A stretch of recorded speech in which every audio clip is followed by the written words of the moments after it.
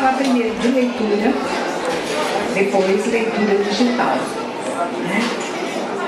Pena ele não estar aqui, porque evidentemente nós estamos no ápice do mundo digital. E ele veio para ficar, não vai desaparecer. Só que ele não matou os outros universos. O digital não veio para acabar com o teatro, o digital não veio para acabar com a literatura. Ao contrário, o mundo está ficando cada vez mais múltiplo, diversificado, e o ser humano tem possibilidade de se enriquecer com essa multiplicidade. É o título do meu último livro, Ecologia Pluralista da Comunicação. Então, a gente não tem que ter medo do mundo digital, porque os outros continuam vivos junto com ele. Então, primeiro vamos falar de leitura. Aquilo que nós chamamos de leitura,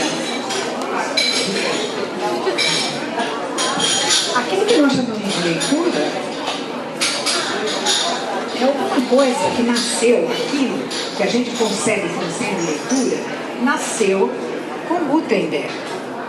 Porque antes a leitura era oral. A leitura de textos era oral.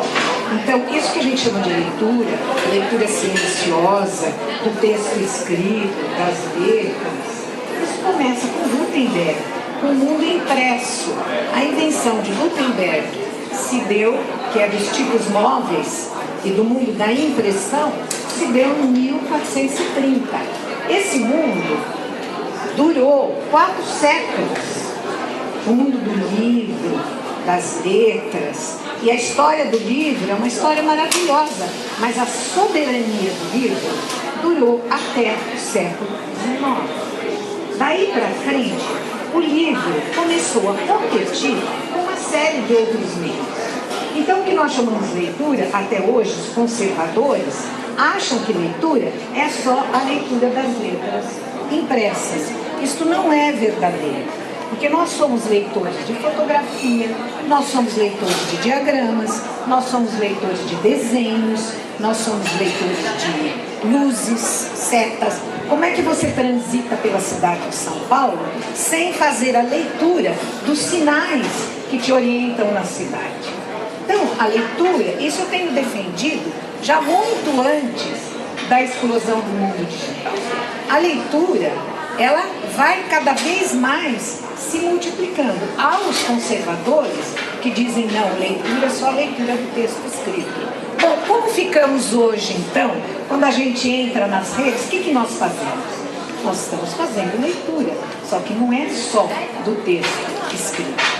Então, é por isso que num dos meus livros, que se chama Navegar no Ciberespaço, onde eu pretendia entender o que acontece com a cabeça, com os sentidos, com a motricidade da pessoa que navega no ciberespaço. O ciberespaço é o mundo das redes, é o mundo virtual, o mundo do computador. Digital vem daí. Digital é porque no computador tudo é 0,1.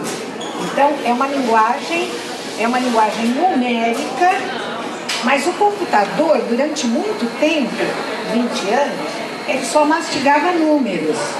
E daí ele começou a transduzir, não traduzir, transduzir todas as linguagens. Imagem, som, música, fluido, todos os tipos de imagem, imagem animada e também o vídeo.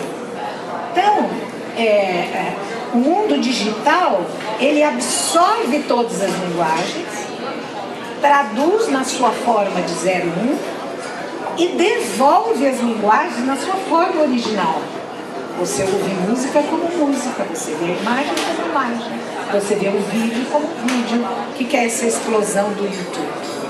Então, por que eu falei para vocês que essa visão tradicional da leitura vai da invenção de Gutenberg até o século XIX? Porque no século XIX aparece a fotografia. E com a fotografia e o telégrafo se dá a explosão do jornal. Ora, isso que a gente chama de hipermídia hoje, então, que é essa linguagem de conexões que a gente faz nas redes, Então, de uma página você clica, vai para outra, e clica, agora nem clica mais, agora é o touchscreen, e você vai passando de um fragmento a outro e vai fazendo conexões não lineares numa estrutura reticular, uma coisa para outra, transversal. Então, essa linguagem hipermídia, e por que ela é hiper? Ela é hiper porque ela é feita por links, isso que é chamado de hiper. Você vai criando a informação a partir das escolhas que você faz e vai montando na sua cabeça o significado daquilo que você busca. Por isso que muita gente diz que quando a gente entra na rede, nós somos uma espécie de co-criadores da mensagem que vai se construindo. Olha, isso já começa no jornal. Porque o jornal tem uma linguagem completamente diferente da linguagem do livro. E nós não somos leitores do jornal? E o que a gente lê no jornal? Nós lemos verbal, a foto, a legenda, os tipos gráficos, a diagramação. Então, essa informação que vai de uma página para outra, o embrião disso que nós vivemos hoje nas redes, já começou no jornal. Então, é por isso que o grande problema das pessoas que estão trabalhando sobre este assunto, redes sociais, mundo digital, é que eles só enxergam o mundo digital e não percebem as raízes que vêm de longe, do mundo do livro para o jornal. Aí do jornal aparece fotografia, o império da fotografia, que a fotografia começa a povoar o mundo de duplos. E daí o cinema, a televisão. Então, nós somos leitores também de imagens. O que a gente faz quando vai ao cinema? Não é que você está lendo só a legenda, você está lendo a conexão das imagens. Então, eu tenho uma visão da leitura bastante generosa.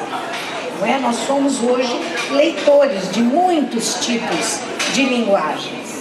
Então, daí, quer dizer, tudo isso começa a preparar essa mistura de linguagem, começa a preparar a nossa sensibilidade, quando eu digo a nossa, quer dizer, do ser humano, começa a preparar a sensibilidade humana para o advento do mundo digital, que é o mundo das redes. É um mundo extremamente diversificado, rico. Não há o que você procure hoje no Google que você não vai encontrar, está tudo lá. E a Web 3.0 tem muita diferença quando a gente fala Web 1.0, Web 2.0, Web 3.0, porque a Web é um mundo em evolução e ele está em evolução contínua. Não vai parar na 3.0. Agora, o que é a 3.0? É a Web semântica. Ela vai aprimorar, porque vai usar a inteligência artificial, que vai aprimorar enormemente a nossa capacidade de busca. Porque nós vamos ter agentes inteligentes nos ajudando naquilo que a gente busca, na informação dentro das redes. Porque é inimaginável o que existe hoje de informação dentro das redes. Bom, então, em função desta visão generosa que eu tenho do que é a leitura, por isso a gente pode falar em leitura digital, que é o tema que você colocou, e é o tema do congresso, por isso que a gente pode falar em leitura digital. Então, diante dessa diversidade, no meu livro Navegar no Ciberespaço, eu agrupei todos os tipos de leitores em 3 grandes tipos, que eu chamei de leitor contemplativo. É o leitor do livro. Esse leitor não sofre as agruras do tempo. Ele não é acossado pelo tempo. Quando eu pego um livro, eu sento num lugar solitário, silencioso, porque o livro depende dessa concentração e desta temporalidade, para que eu passe de uma página para outra, guarde na memória o que estava na página anterior e vou seguindo aquela continuidade. Isso eu chamo de leitor contemplativo. Bom, Mas este leitor começou a conviver, a partir do século XIX, com a explosão demográfica, as grandes metrópoles. Ele começou a conviver com o cinema, o movimento, a imagem em movimento. Ele começou a conviver com o leitor movente. O que é o leitor movente? É aquele leitor que aprende a ler sinais, a conectar, aquele leitor que transita pela grande cidade e começa a se orientar a partir desses sinais que a grande cidade emite. Esse leitor movente, que vai de uma coisa para outra, que lê uma seta, e lê um semáforo, e daí lê não é aquela música do Caetano Veloso? As bancas, não é? Essas bancas cheias de imagens, os outdoors, não é? Que aqui em São Paulo acabaram, porque o caçado limpou aí a cidade, mas os outdoors, né, da cidade. Então você vai lendo, esse é o leitor movente. Ora, nós não saltamos diretamente do leitor do livro para o leitor das redes, que fica transitando e navegando nas redes, surfando, não é isso que a gente fala? Porque nas redes tudo é líquido. Um livro meu anterior que chama Linguagens Líquidas na Era da Mobilidade, porque dentro das redes tudo é líquido, não tem nada sólido. Você vai de uma coisa para outra como se você estivesse navegando. Por isso que a gente chama de navegar, surfar na informação do ciberespaço. Então, nós nos saltamos do leitor do livro, esse contemplativo que senta solitário num lugar sem barulho para poder, não é, ter aquela entrega. O livro exige essa entrega. Maravilha, não vai acabar. Isso não vai acabar, porque faz parte constitutiva de habilidades humanas que não podem morrer. Essa capacidade de sentar, se concentrar, não é? Agora tem aqueles que ficam obnubilados com a rede e perdem essa capacidade de contemplação, essa capacidade de se entregar, não é, ao tempo que é exigido por uma determinada leitura. Senão vai morrer. Bom, então, é o leitor movente que preparou o terreno para a leitura digital. O que é a leitura digital? A leitura digital é aquela que existe nas redes. Ela está ficando cada vez mais rica.